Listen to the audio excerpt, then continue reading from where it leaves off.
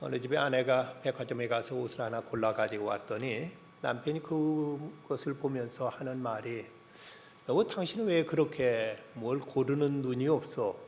나 좀 닮아보시오 라고 이렇게 핀찬을 주었습니다. 그저 아내가 그 말 듣더니 하는 말이, 그 말은 맞아요.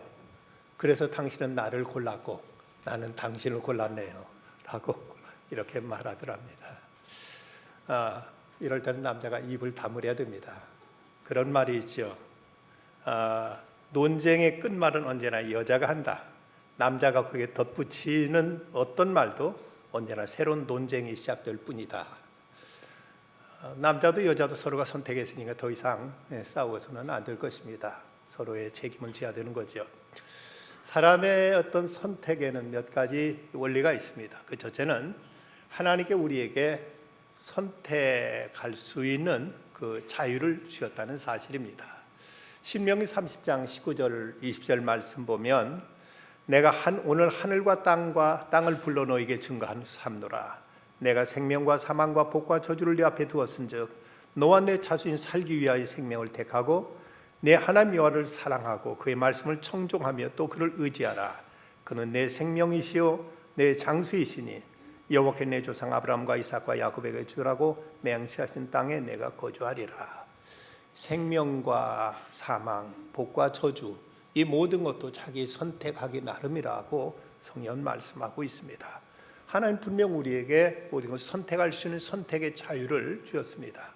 결코 길들여진 짐승이나 프로그램화된 로봇으로 만들지 아니하시고 자유의지를 가지고 선택할 수 있는 권한을 하나님 우리에게 부여하셨습니다. 근데 우리가 또 하나의 원리는 하나를 선택하면 다른 것을 버려야 된다는 이런 의미가 담겨 있습니다. 여호수아가 백성들에게 결단을 촉구하면서 한 말, 그럼 이제는 여호와를 경외하며 온전함과 진실함을 그를 섬기라. 너희를 조상들의 강 서쪽과 애고에 섬기던 신들을 치워버리고 여만 섬기라. 우리 하나님을 섬기기 위해서는 다른 우상들을 우리는 배격해야 될 이런 의무가 있고 이럴 이제 책임이 있습니다. 선택을 나타내는 영어의 두 가지 단어가 있는데, 하나는 choice라는 단어고 하나는 decision이라는 단어입니다. 그런데 두 단어의 차이가 있다면, choice라는 단어는 여러 개 가운데 하나를 골라낸다는 뜻이 있다면, 이 decision이라는 단어는 하나를 얻기 위해 다른 모든 걸 버린다는 이런 의미가 있습니다. 이건 결단의 의미가라고 말할 수 있는데, 내가 한 여자를 나의 아내로 삼기 위해서는 다른 여자의 모든 이성적인 관계를 우리는 단절하고 포기해야만 됩니다. 내가 한 남자를 내 남편으로 선택할 때는 다른 어떤 남자도 더 이상 이성적인 교제를 가져서는 안 되는 것입니다. 우리가 하나님을 우리의 주님으로 섬기기로 작정했으면 어떤 우상도 우리는 단호하게 배격해야 될 이런 책임이 있습니다. 로빈 샤르마는 말하기를, 최상이 아닌 것들을 받아들이지 않고 거부할 경우 당신은 거의 항상 최상의 것을 얻는다는 이런 의미 있는 말을 했습니다. 아닌 것들 계속 거부하면 이제 최상의 것을 얻게 된다는 이런 이야기입니다. 또 하나 우리가 이 선택의 의미가 이 원리 가운데, 선택은 자유지만 그 결과는 자기가 책임져야 된다는 이야기입니다. 하나님께 아담과 하와에게 하신 말씀, 동산 각종 나무의 열매는 내가 임으로 먹되 선악을 알게 하는 나무의 열매는 먹지 말라. 내가 먹는 날에는 반드시 죽으리라. 이 선악과를 에덴 동산에 두신 것도 살고 죽는 것도 내 스스로의 선택과 결단에 딸려 있다는 이런 말씀입니다. 우리는 내가 어떤 것을 선택했으면 그 결과는, 선택하기까지는 내 자유지만 이제 그 다음의 결과는 내가 책임질 수밖에 없습니다.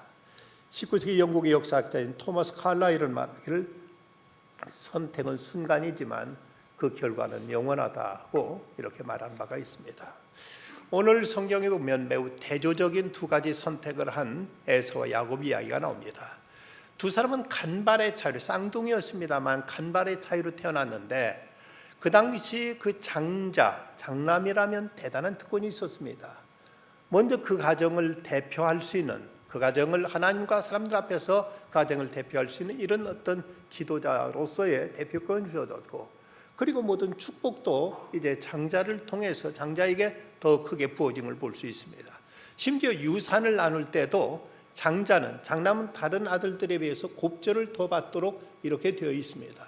그렇기 때문에 당시 장남이라면 대단한 어떤 그 특권이 있었던 것을 알 수가 있는데, 그런데 형 에서는 이런 장남의 특권을 안고 태어났습니다마는 그것의 소중함을 알지 못함으로 그것을 잃고 말았고, 야곱은 간발의 차이로 그는 이제 차남이 되었습니다. 그래서 많은 점에서 만년 2등을 할 수밖에 없었던 이런 처지였었고, 그는 아버지 눈에도 들질 못했습니다. 큰아들 에서는 사냥을 잘해서 사냥한 고기를 가져다 아버지 갖다 드리면 아버지는 그걸 이제 받아 먹으면서 몹시 큰아들을 총애했고, 야곱은 집안에서 비슬거리면서 어머니 치마폭에만 쌓였으니 아버지로부터 어떤 축복을 받을 만한 아무런 조건이 없었습니다. 하지만 그럼에도 야곱은 무엇이 중요한지, 어떤 것이 진정 복인지를 알았고, 그것을 얻기 위해서 때로는 이제 무리하기도 했고, 때로는 이것을 이제 수단과 방법이 지나쳐서 문제를 일으키기도 했습니다만은, 끝내 그는 그 대단한 하나님의 축복, 장자로서의 그 특권을 그는 얻고 누릴 수 있게 되었던 것입니다. 오늘 말씀의 발단은 그런 얘기입니다. 에서가 사냥을 나갔다가 돌아왔는데 아마 그날따라 아무것도 잡지 못한 것 같습니다. 이제 얼마 동안 사냥 나가다 돌아왔는데 너무 배가 고파가지고 야곱한테 달려와서, 야, 너 내가 지금 배고파 죽겠으니까 먹을 것 좀 다오 하고 이렇게 말합니다. 그런데 그 기회를 이용해서 야곱이, 그럼 형의 장자권 나한테 파시오. 그럼 내가 형한테 먹을 거 주겠어 하고 말합니다. 그때 에서가 하는 말, 내가 지금 굶어 죽게 생겼는데 장자권이 무슨 소용이냐, 어서 먹을 것 좀 다오.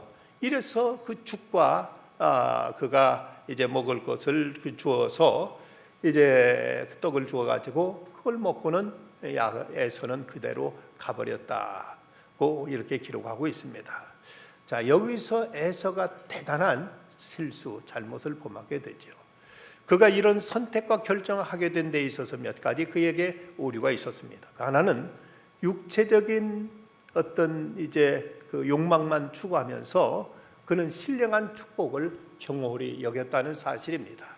오늘 말씀 34절 보면, 야곱이 떡과 팥죽을 에서에게 주매 에서가 먹으며 마시고 일어나 갔으니 에서가 장자의 명분을 가볍게 여기었더라.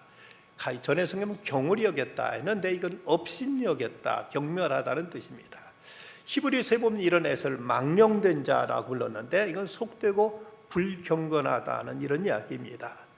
무엇이 지금 중요한지, 물론 지금 당장 배고프니까 먹은 건 당연히 먹어야 됩니다. 사람은 분명 먹어야만 살아갈 수 있는 존재입니다. 그래서 사람이 때로 이제 3일 금식도 하고 일주일 금식도 하고 열흘 금식도 합니다만은, 사람은 이틀 이상 10일 이상 굶으면 생존하기가 어렵다고 합니다. 어쨌든 사람은 먹어야만 되는데, 그러나 아무리 먹는 문제가 중요하다 할지라도 때로는 이 먹는 것보다 더 소중한 것이 있다는 사실을 에서는 알아서야만 됐습니다.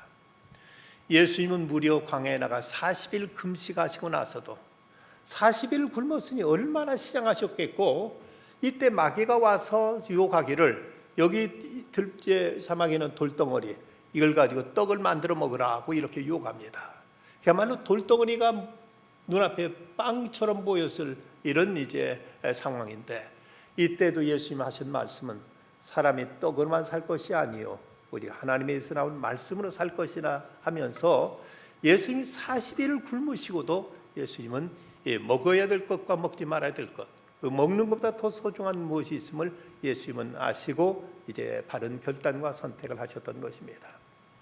프랑스의 위대한 화가 밀레가, 그는 원래는 누드 화가였다고 합니다. 그래서 그의 그림이, 누드 화가로서 그의 그림은 대단한 인기가 있었다는 것입니다. 어느 날 근데 이제 그 누드 화를 전시하고 있는데, 그 전시해 왔던 두 젊은이가 그 그림을 보면서 희덕거리면서 음담 패설을 늘어놓는 걸 보고 이 밀레는 큰 충격을 받았습니다. 내 그림이 저런 저 친구들의 장난거리에 지나지 않는가 하는 이런 이제 마음에 큰 회의가 찾아왔습니다. 그래서 그는 아무리 경제적으로 당장 어렵더라도 사람들의 심성을 맑게 해줄 수 있는 그림을 그려야 되겠다 결심하고는 아내에게 말했습니다. 이제 누드화가 싫어졌어. 비록 불편과 굶주림이 따르더라도 깨끗한 그림을 그리고 싶소. 그냥 아내도 그에게 그 격려와 용기를 불러줬습니다. 그래서 그때부터 밀레는 아름다운 전원 풍경과 소박하게 살아가고 있는 농부들을 그 화폭에 담기 시작했습니다. 이때 그린 그림이 저 유명한 만종이라는 그림을 그려내게 됩니다. 이 만종이라는 그림의 원래 제목은 안젤루스라고 해서 기도라는 뜻을 가지고 있는 그 그림입니다. 그의 새로운 결심이 그를 세계 최고의 그 화가로 발돋움하게 했고, 그는 최고의 작가로 만들었는데 그건 위대한 결단이 그의 위대한 인생을 만들었던 것입니다. 또 하나 에서가 잘못한 것은 내일을 생각하지 않고 현재만 집착했다는 것입니다. 에서가 야곱에게 지금 이제 끌고 있는 죽을 달라고 하니까 죽을 줄 때 형님의 그 장자권을 나한테 파시오라고 이렇게 야곱이 이렇게 제의를 합니다. 그때 에서가 대답한 말이 내가 죽게 되었으니 이 장자의 명분이 내게 무엇이 유익하리오 하고, 그러면서 그는 당장 먹을 이제 음식 이것만 그는 집착하고 있는 모습을 보이고 있습니다. 당장 지금 배고파 죽겠는데 뭐 내일 장자가 무슨 소용이 있느냐, 장남으로서 내가 무슨 뭐 그것이 내일 문제인데 뭐가 대단하냐고 오늘을 위해서 내일을 포기하는 이런 어리석음을 이제 그는 범하고 말았던 것입니다. 에서는 현재를 위해 소중한 미래를 버렸습니다. 그런데 성경은 말씀하기를 생각하건대 현재의 고난은 장차 우리에게 나타날 영광과 좋게 비교할 수가 없도다 하고 말씀하고 있습니다. 오늘 우리 물론 소중합니다. 하지만 내일을 위해서, 오늘을 위해서 내일을 저버리는 이런 찰나주의자가 되어서는 안 될 것입니다. 예수님은 부활을 믿고 이제 고난의 십자가를 향해서 묵묵히 나아가신 것입니다. 현대 경영의 아버지 피터 드러커는 그가 13살 때 학교 종교 과목 시간에 아주 감동적인 체험을 하게 됩니다. 필리글러라는 신부님이 학생들에게 이런 질문을 던졌습니다. 너희들은 죽은 다음 어떤 사람으로 기억되기를 바라느냐? 근데 학생들이 그 질문을 듣고 아무도 뭐라고 대답을 못했습니다. 잠시 후에 신부님이 껄껄 웃으면서 너희가 이 질문을 대답할 수 있는 것은 아직은 어리기 때문에 이런 문제를 생각하지 못했을 줄 안다. 그렇지만 인생의 나이 50이 될 때까지, 이때까지 여전히 이 질문을 대답할 수 없다면 그 사람은 인생을 잘못 살았다고 봐야 될 것이라고 말했습니다. 그렇습니다. 우리가 죽은 다음 어떤 인생으로 평가될 것인가? 우리는 오늘 당장의 문제가 아니라 먼 훗날 이제 내 자신의 인생이 어떻게 평가될 것인가를 바라보면서 그날을 바라보고 오늘을 살아가는 사람이 참 인생을 이제 낭비하지 않고 성실하게, 진실하게, 바르게 살아가는 사람이 될 것입니다. 또 하나 에서가 잘못한 것은 그것은 잘못을 범하고도 그것을 돌이킬 생각을 하지 않았다는 것입니다. 오늘 말씀 34절 다시 보면 에서가 먹으며 마시고 일어나 갔으니 라고 이렇게 기록하고 있는데, 이 말씀을 원문대로 보면 이 모든 그 동사 앞에 항상 접속사가 따르고 있는 것을 보게 됩니다. 그러니까 그 원문대로 이제 보면 그리고 그가 먹었다, 그리고 그가 마셨다, 그리고 그가 일어났다, 그리고 갔다라고 해서 에서의 모든 행동 다음에 그리고라는 접속사가 붙어 있는데, 이 접속 와우라는 단어가 나타나는데 여기서 에서는 생각할 여지도 두지 않고 계속 그 일을 해치워 버리는 것을 의미하는 이런 이제 문장입니다. 당장 배를 채우는 것만 급급해 가지고 지금 내가 이거 하고 있는 것이 어떤 의미가 있는지 여기 조금치도 심사숙고하지 않고 여기에 대해서 이제 스스로 이걸 살펴보지 않고 그냥 생각 없이 계속 행동만 하고 만 것입니다. 그래서 지금 자기가 하고 있는 일이 무엇이 의미가 무엇인지, 이렇게 했을 때 어떤 결과를 초래하는지 거기에 대해서 전혀 그는 고려하지 않고 그냥 생각 없이 배고프니까 밥만 먹고 그리고는 가버리는 이런 행동을 취하고 만 것입니다. 배고플 때 정신없어서 그렇다 치더라도 일단 먹고 났으면 그때라도 정신 차리고, 야 인마 아까 한 말 취소다, 어떻게 인마 이 형이 동생한테 동생이 되는 수가 있어 인마 하고는 한마디쯤 이렇게 하고 했더라면 차라리 나았을성 싶은데, 아무렇지 않게 형이 동생한테 장자권 팔아버리고 그런 생각 없이 가버린 이 모습, 여기에 히브리서는 이렇게 말씀하고 있습니다. 한 그릇 음식을 위하여 장자의 명분을 판 에서와 같이 망령된 자가 없도록 살피라.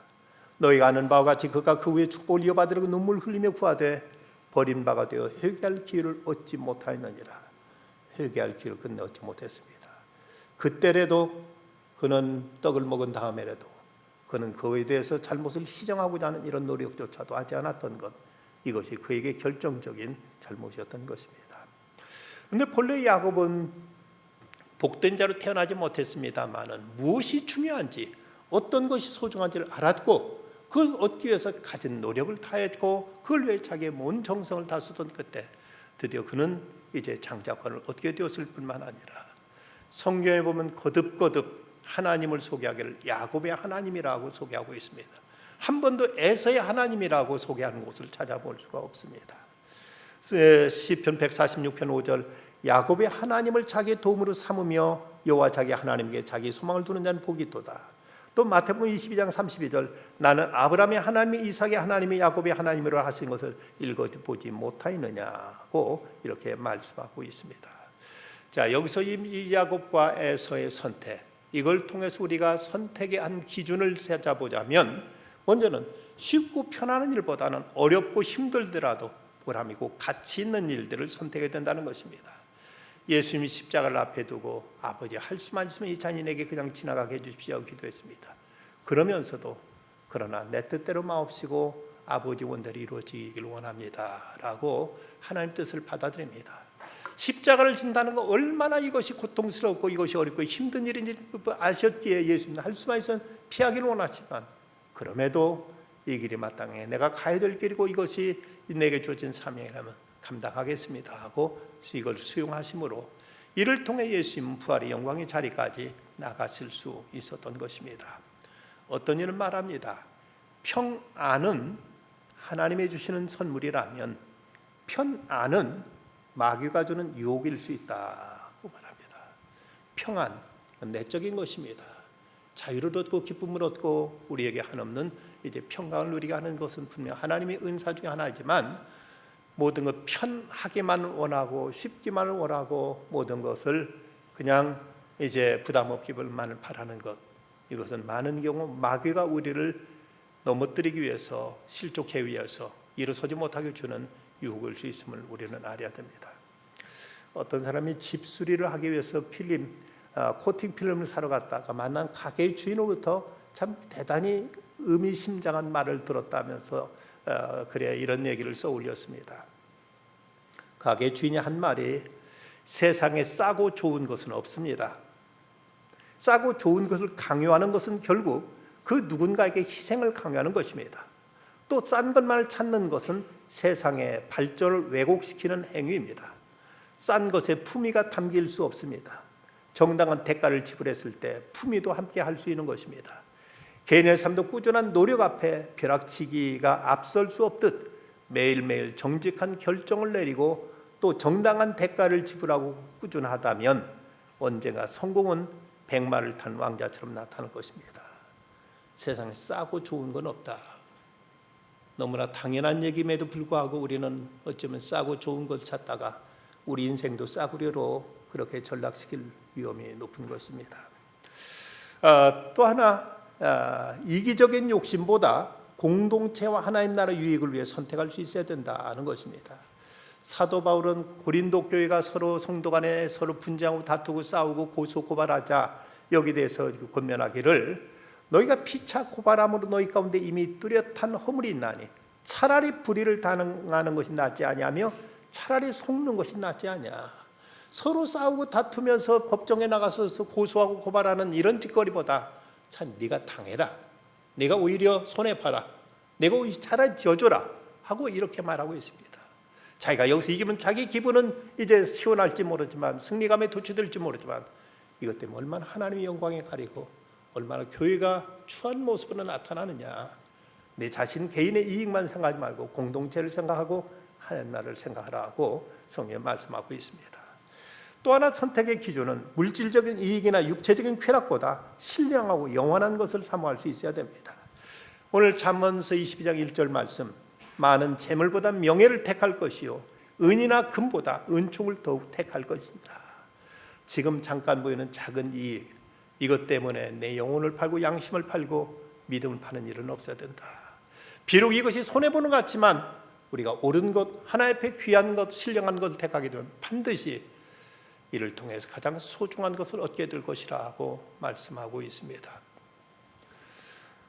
특히 분단의 나라에 살고 있는 우리로서는 심각한 얘기처럼 들려지는 이야기가 있습니다. 독일이 분단되었을 때 그 베를린 장벽이 세우기 전까지 무려 270만 명이 동독에서 서독 쪽으로 넘어왔다고 합니다.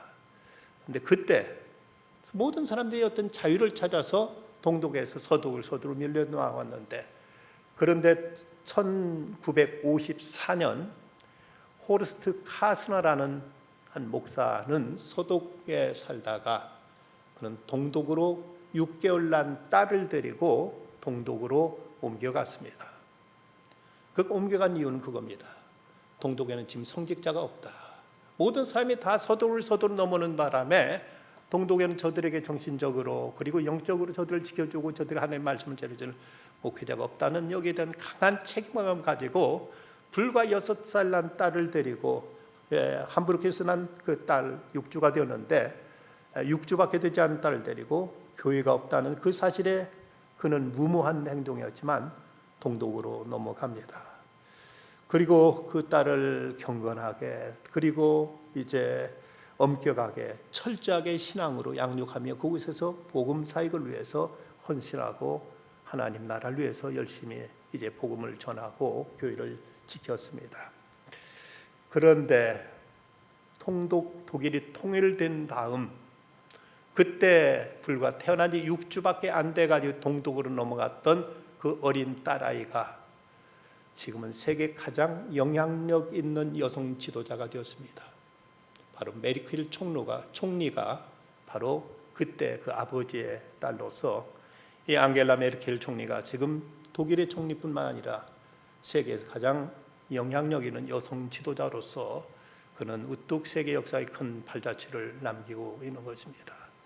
개인적으로는 얼마나 힘든 일이었고 어려운 일이었고 참으로 고난의 가시밭길이었지만 저 복음이 전해지지 않는 지도자들이 떠난 저곳을 누군가는 지켜야 되지 않겠느냐는 이런 한 사람의 헌신이 오늘까지도 세계 역사에 위대한 영향을 끼치게 된 것입니다. 인생은 선택을 통해서 이루어지게 됩니다. 매 순간 우리는 모든 걸 선택합니다. 친구를 선택하고 학교를 선택하고 배우자를 선택하고 직장을 선택합니다. 병들면 병원과 의사를 선택하고 우리들의 영적인 문제를 위해서 영적인 지도자를 선택하고 교회를 선택하고 우리는 우리 구원의 문제를 위해서 예수 그리스도를 구주로 우리는 선택했습니다. 드마코라는 사람은 말하기를 선택은 순간이지만 그 결과는 평생 영향을 끼칠 것이라고 말했습니다. 그럼 어떻게 하면 선택을 잘할 수 있을까? 먼저는 하나님께 기도해야 됩니다. 하나님께 지혜를 구해야 됩니다. 너희 중에 누구든 지혜가 부족하거든 모든 사람이 후히 주시고 얻고 있지 아니하시나 하나님께 구하라 그러면 주시라고 말씀했고, 옛날 솔로몬은 하나님 앞에 분별할 수 있는 지혜를 달라고 기도하여 그 기도가 하나님 앞에 합하여 그는 전무후무한 지혜와 함께 구하지 아니한 부귀와 영화까지도 얻을 수 있었습니다. 그런가 하면 우리는 부분을 보기보다는 전체를 볼 줄 알아야 됩니다.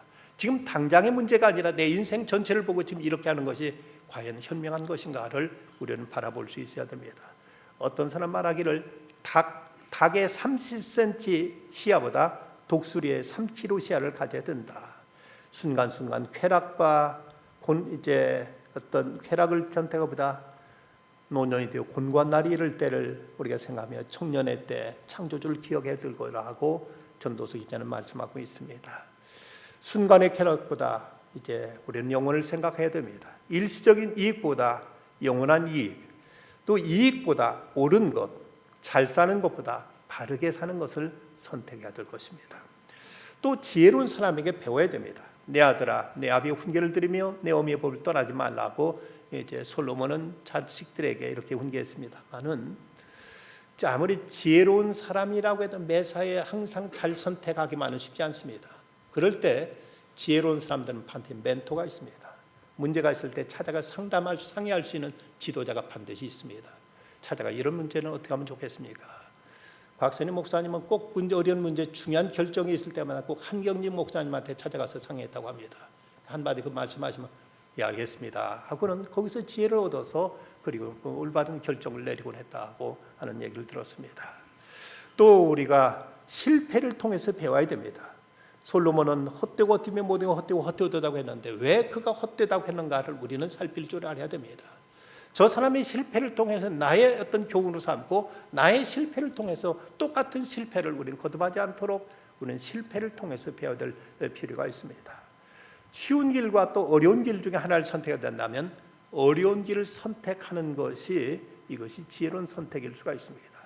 예수님은 좁은 길로 걸어가라고 말씀하셨습니다. 한경림 목사님이 하신 말씀 가운데 어떤 것이 하나님의 뜻인지 모르겠다 싶을 때는 내가 손해가 되는 걸 선택하면 되게 하나님이 원하시는 길일 것이다. 네 자신의 이기적인 욕심보다 너한테 손해되는 쪽을 선택해라. 그것이 하나님의 뜻일 것이다 하고 이렇게 말씀하신 경우가 있습니다. 1700년경 일단은 네덜란드 사람들이 거듭되는 토인들의 습격을 피해가지고 지금의 뉴욕에 속한 맨하튼 섬 남부에 이주해오자 당시 맨하튼 섬의 주인이었던 아메리카 인디언들이 이건 우리 땅이다 어서 여기서 나가라 하면서 텃세를 부렸습니다. 근데 거기 말고 어디 갈 데가 없었던 이 네덜란드에서 이주해 온 사람들은 이제 그 인디언들한테 아주 사정하면서 제발 이 땅을 우리한테 좀 파십시오. 그러면 우리가 적정한 가격을 이제 가치를 쳐드릴 테니까 이 땅 우리한테 파십시오라고 사정했습니다. 그때 인디언들이 가만히 생각하니까 별로 그 땅이 자기들한테 필요하지도 않았고 이건 뭐 이제 적당히 팔으면 좋지 않을까 해서 흥정 끝에 그 맨하튼 지역을 인디언들이 네덜란드 이주민들한테 팔았습니다. 그런데 그때 그 값이 얼마였는지 아십니까? 양주 한 병이었다고 합니다.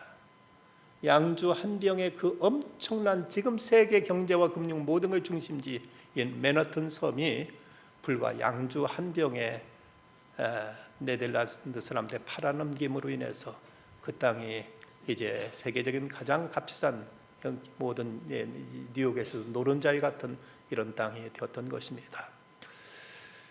윌로크릭 커뮤니티 처치의 빌 하이벌스 목사님, 이분이 자기가 목사가 된 동기를 이렇게 얘기한 적이 있었습니다. 자기 나이 20살 때 무엇인가 자기 인생의 미래와 앞날에 대한 어떤 이제 그 지혜를 얻기 위해서 그는 혼자 여행을 떠났는데 전 남미의 리오데자네이루에 갔을 때 리오데자네이루에 간 호텔에서 아름다운 저녁 노을을 보면서 이제 호텔에서 식사를 하고 있는데 근데 옆자리에 한 노 부부가 얘기하는 얘기를 듣고 그는 거기서 큰 충격을 느꼈다고 합니다. 노 부부가 거기 여행 와가지고 하는 말이 여보 우리 정말 멋지지? 당신 그동안 고생 많았어. 그러나 고생할 가치가 있잖아. 우리 여기는 우리가 평생 꿈꾸던 곳이야 하는 그 얘기를 듣고 이 빌 하이벌스는 남미를 여행하면서 고급 식당에 저녁 한 끼 먹는 것을 위해서 일생 동안 안 먹고 안 쓰고 고생했단 말인가? 과연 그만한 가치가 있는 것인가? 하고 거기서 큰 인생의 회의를 느꼈습니다. 그리고 그 밤에 그는 하나님 앞에 무릎 꿇고 이렇게 기도드렸습니다. 하나님, 제가 적어도 이것보다는 더 가치 있고 더 영광스러운 인생을 살게 해주십시오 하고 이렇게 기도하고 나서 그는 목사가 되기로 결심했다는 것입니다. 여러분, 우리 인생 기껏 살아간 목적이 고급 호텔에서 저녁 한 끼 먹는 것, 그걸 위해서 우리 인생의 목표를 삼고 살아가야만 되겠습니까? 이것이 그토록 대단하고 이것이 그토록 참으로 가치 있는 일이라고 여러분 생각되십니까? 중년의 위기라는 걸 다루기는 책에서 작가는 말하기를 인생은 짧다, 얼마 남지 않았다면서 이런 충고를 하고 있습니다. 내 삶이 끝날 무렵 중년기를 돌아봤을 때 후회 없는 중년기를 회고하기를 원한다면 지금 당장 욕망에 의해서 선택하지 말고 가치에 의해서 선택하라. 무엇이 내 욕망을 만족시킬 것인가 하는 것보다 무엇이 정말 가치 있는 삶을 살게 된 것인가를 고민하라.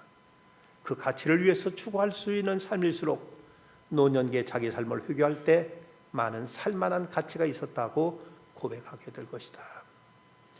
존 파이퍼는 말합니다.